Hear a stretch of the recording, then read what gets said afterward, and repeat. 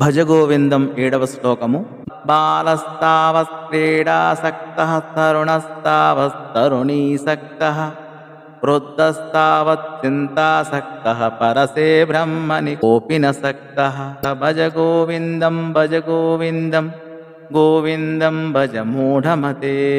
బాలస్తావత్క్రీడాసక్తః తరుణస్తావత్తరుణీసక్తః వృద్ధస్తావచ్చింతాసక్తః పరసే బ్రహ్మణి కోపి న సక్తః.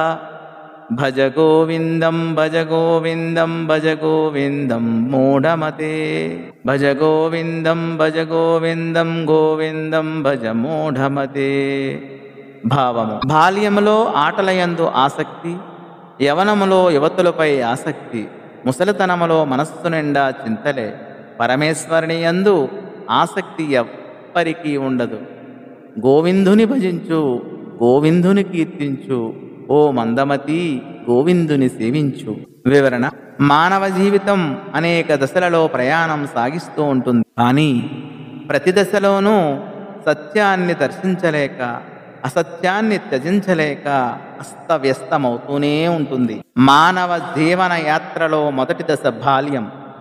ఈ దశలో దేహం సుకుమారంగా ఉంటుంది, మనస్సు పేలవంగా ఉంటుంది. ఇది ఆటపాటలకు అనువైన దశ.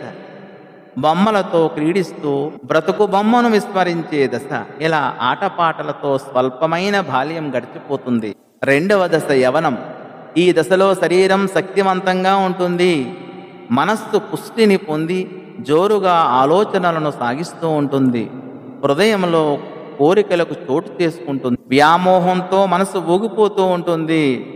కోరికల సుడిగుండం అంతర్యంలో తయారవుతుంది. ఈ దశలో కళ్ళుంటాయి కానీ చూడలేవు, చెవులుంటాయి కానీ వినలేవు. కోరిక అనే నదిలో దిగిన వారు సంసారమనే సాగరంలో చేరుతారు. ఇక సంసార సాగరాన్ని గూర్చి చెప్పేదేముంటుంది?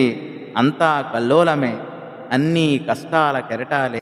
ఇక చివరి దశ వృద్ధాప్యం.